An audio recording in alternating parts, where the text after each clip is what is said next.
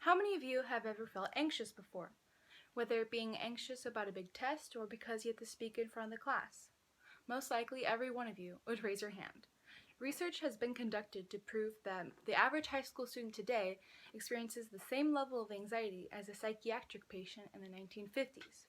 This is because the expectations placed on a high school student by the school system has created the embodiment that is either your grade or your mental health. Most school counselors are there to help the students, but they can only do so much. This is why high schools should do all they can to help students with mental illnesses such as anxiety disorder so that they can cope and work through high school in a more comfortable way. Millions of dollars of our tax money goes into making the school system better, but in reality, there hasn't been much that has changed in the mental health area. Students are still staying up till 3 a.m. to finish a lab report for their biology class or cramming in information to prepare for a test.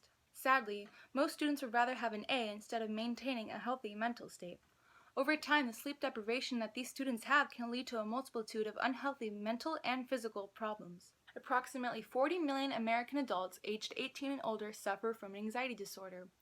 Around 25% of all teens and 30% of all teen girls also suffer from an anxiety disorder. The introduction of anxiety at such early ages could be catastrophic later down the road. Over time, anxiety builds and builds, leaving the person with multiple anxiety attacks per day, loss of appetite, differentiating cardiac issues such as hypertension and quickened pulse rate, and many other fatal problems.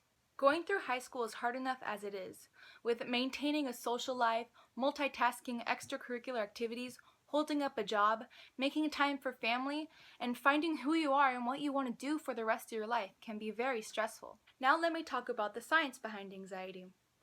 People with anxiety disorders have low levels of the neurotransmitters gamma-aminobutyric acid, serotonin, dopamine, and epinephrine. Neurotransmitters are the chemicals in the brain that communicate information throughout your brain and body. They send signals through nerve cells known as neurons. The neurotransmitters tell your body what to do, but they can also affect one's mood, sleep, concentration, weight, and could cause adverse symptoms when the levels are out of balance. Since low levels of serotonin and dopamine are also found in people with depression, anxiety is linked with it as well as many other destructive mental issues.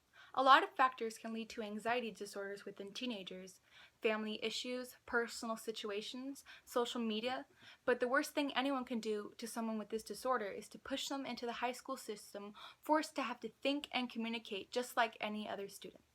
The amount of homework given is sure enough to leave anyone anxious by just hearing about it. But what could really hurt the students is the depression. Pressures by other classmates, bullies, and even teachers could lead the already anxious student into depression, which leaves the school system at fault for the student's mental illness. Teachers and faculty members would agree that the purpose of going to school is to better oneself so that they may thrive in the present and future. Well, if this were the actual case, then the school system would do a better job of assessing people for mental disorders. Unfortunately, most high schools don't do this, and that's why I want to spread the idea that high schools should do a better job of evaluating students for mental health issues and help them work through high school.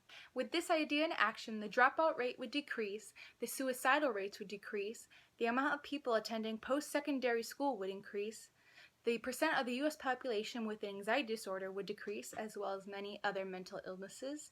Students would be happier and look forward to their future, career, and going to school every day. Thank you.